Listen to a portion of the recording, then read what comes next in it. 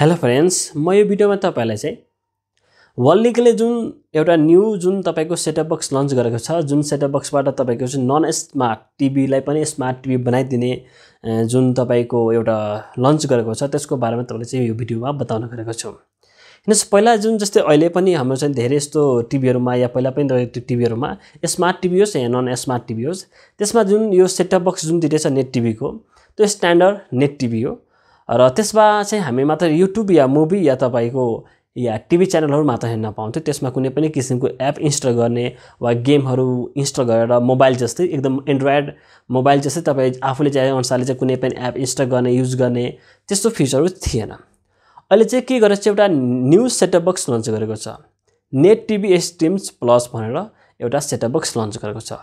त्यसबाट तपाईलाई के फाइदा हुन्छ कि जस्तै नन स्मार्ट टिभी छ भने त्यसलाई स्मार्ट टिभी बनाइदिन्छ यो सेटअप बक्सको हेल्पबाट। र यो तपाईको जुन छ नि नेटवर्क थ्रु या इन्टरनेट थ्रु वर्क हुन्छ। र यो जुन न्यू तपाईको नेट टिभीको सेटअप बक्स जुन लन्च भएको छ, त्यो तपाईको पावर बाइ एन्ड्रोइडको छ। एन्ड्रोइड मतलब यो एन्ड्रोइड स्मार्ट सेटअप बक्स छ, जसको सहायताबाट जुन नन स्मार्ट टिभी जुन छ त्यो तपाईको स्मार्ट टिभी हुन जान्छ। यो तपाईको स्मार्ट एन्ड्रोइड टिभी बक्स छ, सेटअप बक्स। यसमा तपाईले चाहिँ आफूले चाहेको अनुसारले जुनसुकै पनि एप इन्स्टल गर्न सक्नुहुनेछ, अनइन्स्टल गर्न सक्नुहुनेछ। एक किसिमले हुबहु तपाईको चाहिँ स्मार्ट एन्ड्रोइड टिभी बक्स जस्तै नै हुन जान्छ। यो त्यही नै हो, बुझ्नुस्। तर यो नेट टिभीमा त्यसमा चाहिँ के फिचर छ भने यसमा तपाईले चाहिँ एडभान्स गेमहरु पनि प्ले गर्न सक्नुहुनेछ, कुनै पनि एप इन्स्टल गर्न सक्नुहुनेछ।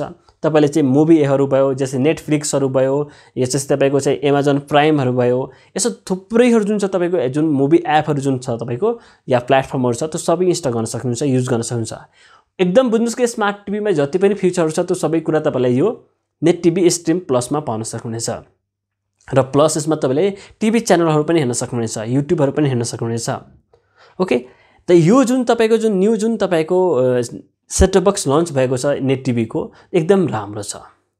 तर यो यसको अलिकति स्ट्यान्डर्ड नेट टिभी भन्दा यसको अलि चार्ज महँगो छ।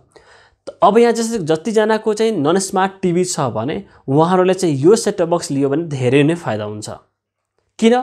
यसमा तपाईले चाहिँ गेमहरु प्ले गर्ने, ओके, कुनै पनि एपलाई इन्स्टल गर्ने, ओके, जस्तै नेटफ्लिक्सहरु भयो या नेटफ्लिक्स जस्तै तपाईले जति पनि प्लेटफर्महरु एपहरु छ तपाईको मुभी एपहरु या वेब सिरिज एपहरु, त्यो सबै युज गर्न सकिन्छ। तपाईले आफ्नो चाहेको अनुसारले आफू इच्छा अनुसार तपाईले यसमा कुनै पनि एप इन्स्टल गर्न सकिन्छ। जस्तै तपाई चाहनुहुन्छ कि म फेसबुक युज गर्छु, त फेसबुक, टिकटक, इन्स्टाग्राम या ट्विटर सबै इन्स्टल गर्न सक्नुहुनेछ। गेमहरु यो एक किसिमको के भन्नुस् कि जुन पहिलाको स्ट्यान्डर्ड जुन नेट टिभी सेटअप बक्स थियो त्यो एन्ड्रोइड थिएन, नर्मल सेटअप बक्स थियो। अहिलेको जुन वर्ल्डिङले लन्च गरेछ तपाईको नेट टिभी स्ट्रीम प्लस जुन तपाईको त्यो एन्ड्रोइड सेटअप बक्स हो, एन्ड्रोइड स्मार्ट सेटअप बक्स हो, जसले तपाईको नन स्मार्ट टिभी होस् या स्मार्ट टिभी होस्, दुईटैलाई तपाईको स्मार्ट यो बनाइदिन्छ। यसमा राम्रो कुरा के छ भने यसको जुन पावर जुन छ, क्वालिटी जुन छ, एकदम एडभान्स छ।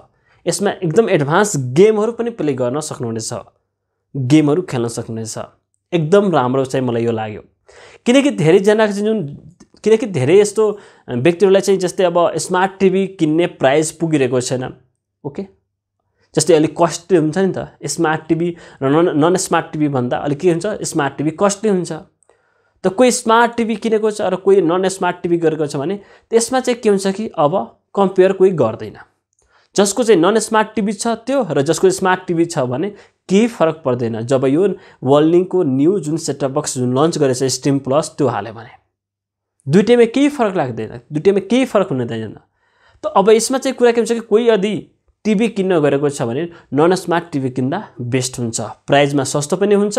र त्यसमा चाहिँ के भयो कि अहिलेको जुनसुकै पनि टिभी किन्नुस् न, त्यो टिभीमा तपाईको सेटअप बक्सबाट नै युज गर्ने हो, सेटअप बक्स नै रिमोट युज गर्ने हो। त्यस्तो स्मार्ट टिभी किन्नुहुन्छ या नन स्मार्ट टिभी किन्नुस्, तपाईको युज गर्ने त सेटअप बक्स नै हो। यदि तपाईको सेटअप बक्स नै स्मार्ट छ भने त सकिगयो, हामीले स्मार्ट टिभी नै चलाइरहेछौँ जस्तो फिल हुन्छ। र यस्तो कोही पनि टिभी छैन भने जुन टिभीमा त सेटअप बक्स युज नगरोस्, सेटअप बक्स युज गर्नै पर्छ। त टिभी किन्दा तपाईको बेस्ट हुन्छ, नन स्मार्ट टिभी किन्नुस् सस्तो पर्छ। होइन म स्मार्ट टिभी नै किन्छु भने किन्न सकिन्छ। त यो वर्ल्डिङको जुन न्यू तपाईको net TV setup box stream plus जुन लन्च गरेछ एन्ड्रोइड सेटअप बक्स, यो तपाईलाई कस्तो लाग्यो प्लिज कमेन्ट गरिदिनु होला। र प्लिज यो भिडियोलाई लाइक र शेयर गरिदिनु होला कि अरूले पनि यो कुराहरु बुझोस् र थाहा होस्। सबभन्दा बढी जुन तपाईको गाउँतर्फ या अलि बिकट एरियामा जुन बसिरहेका हुन्छन् उनीहरुको लागि एकदम राम्रो छ यो ओके किनकि त्यहाँ चाहिँ तपाईको चाहिँ टिभी किन्ने बेलामा वा तपाईको अलरेडी नन स्मार्ट टिभी किनिसकेका छन् भने उनीहरुलाई चाहिँ स्मार्ट टिभी अब किन्दा राम्रो हुन्थ्यो भने यसो कुराहरु केही फरक पर्दैन नन स्मार्ट टिभी छ भने त केही फरक पर्दैन जस्ट तपाईले वल्नीको यो एन्ड्रोइड सेटअप बक्स टिभी जुन छ स्ट्रीम प्लस नेट टिभी लिनु सेटअप बक्स कसैको निर तपाईको वल्नीको पनि पहुँच छैन भने केही छैन त्यसमा पनि तपाईको चाहिँ मार्केटमा स्मार्ट एन्ड्रोइड टिभी बक्स पनि पाउँछ सेटअप बक्स जस्तै त्यो किनेर राख्दा पनि भयो मतलब नन स्मार्ट टिभीलाई स्मार्ट बनाउन मिल्छ अहिले टिभीको रिमोट कम बढी सेटअप बक्सको रिमोट युज गरिन्छ त्यसले केही फरक पर्दैन तपाई मेरो च्यानलमा फर्स्ट टाइम आउनुभएको छ र अहिलेसम्म तपाईले चाहिँ मेरो च्यानललाई सब्स्क्राइब गर्नुभएको छैन भने तल दिएको सब्स्क्राइब बटनमा क्लिक गरेर सब्स्क्राइब गर्नु होला किनकि यस्तै खाली न्यू भिडियो लिएर आइरहेको हुन्छु जुन भिडियोबाट तपाई केही कुरा सिक्न सक्नुहुनेछ भिडियो हेर्नुको लागि थ्यांक यू